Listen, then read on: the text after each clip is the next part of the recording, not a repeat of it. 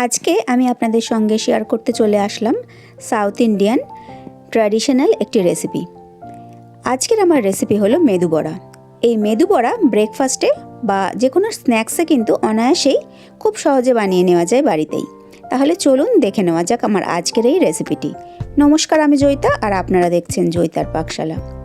আজকে এই মেদু বড়া বানানোর জন্য আমি এখানে 200 গ্রাম পরিমাণ বিউলির ডাল 6 ঘন্টার জন্য ভিজিয়ে রেখে দিয়েছিলাম। 6 ঘন্টা বাদে এই ডালটাকে আমি একটা মিক্সিং জারের মধ্যে নিয়ে নিচ্ছি। মিক্সিং জারের মধ্যে নিয়ে আমি সামান্য পরিমাণ জল অ্যাড করে এটার একটা মিহি পেস্ট বানিয়ে নিচ্ছি। এই মেদু বড়া বানানোর জন্য অনেকেই কিন্তু বিউলির ডালের সঙ্গে মুগের ডাল বা অনেক রকম ডালের ব্যবহার করে থাকেন, তবে আজকে আমি শুধুমাত্র বিউলির ডাল দিয়েই এই মেদু বড়া বানাবো। দেখুন, মিক্সিতে আমি সামান্য জল অ্যাড করেছিলাম।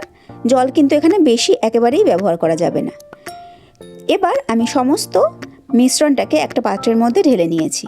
পাত্রের মধ্যে নিয়ে এবার আমি এর মধ্যে মিশিয়ে নিয়েছি পরিমাণ মতো নুন। নুন দেওয়ার পর এই ডালের মিশ্রণটাকে আমি মিনিট 7-8 সময় ধরে খুব ভালো করে ফেটিয়ে নেব। আর এই যে আমি ডালটাকে ফেটিয়ে নিয়েছি, এটা কিন্তু একটা ডাইরেকশনেই ফেটাতে হবে। এতে করে ডালটা ভীষণই হালকা হয়ে যাবে আর অনেকটা বেড়েও যাবে। 7-8 মিনিট খুব ভালো করে ফেটানোর পর আমি একটা বাটির মধ্যে জল নিয়ে একটু চেক করে দেখে নিলাম ফেটানোটা একদম প্রপার হয়েছে কিনা। ফেটানোটা যদি প্রপার হয় তাহলে এই মিশ্রণটার থেকে যদি জলের মধ্যে একটুখানি দিয়ে চেক করে নিতে হবে, যাতে ওটা মিশ্রণটা যদি ওপরে ভেসে থাকে তাহলে কিন্তু ফেটানোটা একদম প্রপারভাবে হয়ে গেছে। আর প্রপারভাবে ফেটানো হয়ে গেলে দেখবেন এই মিশ্রণটা কিন্তু আগের থেকে অনেকটা বেশি সাদা হয়ে গেছে। এবার আমি এই মিশ্রণটার মধ্যে দিয়ে দিয়েছি জিরে, গোটা জিরে দিয়েছি পেঁয়াজ কুচো, আদা কুচো, এছাড়াও আমি এখানে দিয়েছি বেশ কিছুটা পরিমাণ কারি পাতা। সমস্ত কিছু দিয়ে আমি আবার একবার মিনিটখানেক ভালো করে ফেটিয়ে নিয়েছি। এবার আমি রান্নাটা শুরু করব। তার জন্য গ্যাসে একটা কড়াই বসিয়ে তাতে দিয়ে দিয়েছি পরিমাণ মতো সাদা তেল। তেলটাকে খুব ভালো করে গরম করে নিচ্ছি।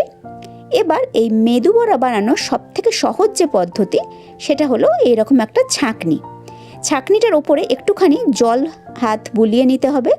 তারপর ওই মিশ্রণটার থেকে কিছুটা পরিমাণ মিশ্রণ ছাঁকনিটার ওপরে দিয়ে আঙুল দিয়ে মাঝখানে ঠিক আমি যেরকমভাবে করছি একটা ফুটো মতো করে দিতে হবে।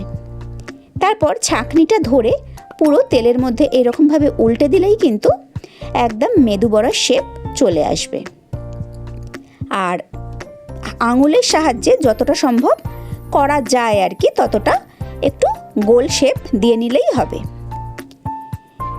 আর যতবার একটা করে বড়া তেলের মধ্যে ছাড়া হবে ততবার কিন্তু একবার ছাঁকনির মধ্যে একটু জল হাত বুলিয়ে নিতে হবে। এবার মিডিয়াম টু লো ফ্লেমে আমি বড়াগুলোকে ক্রিস্পি করে ভেজে নিচ্ছি। একটা সাইড হয়ে গেলে অপর সাইডটাও ওই সেমভাবে ভেজে নিয়ে আমি বড়াগুলোকে তুলে নেব।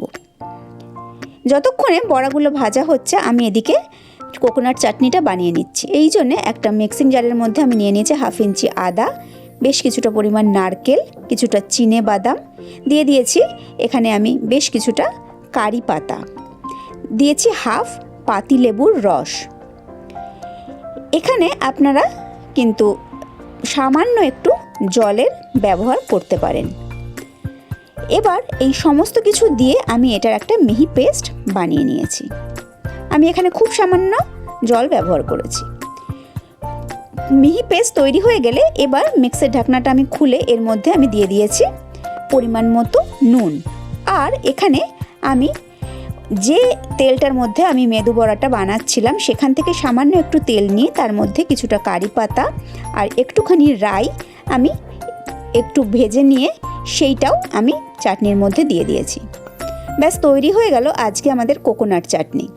এই কোকোনাট চাটনি দিয়ে এই গরম গরম ক্রিস্পি মেদু বড়া কিন্তু আমি সার্ভ করে দিয়েছি।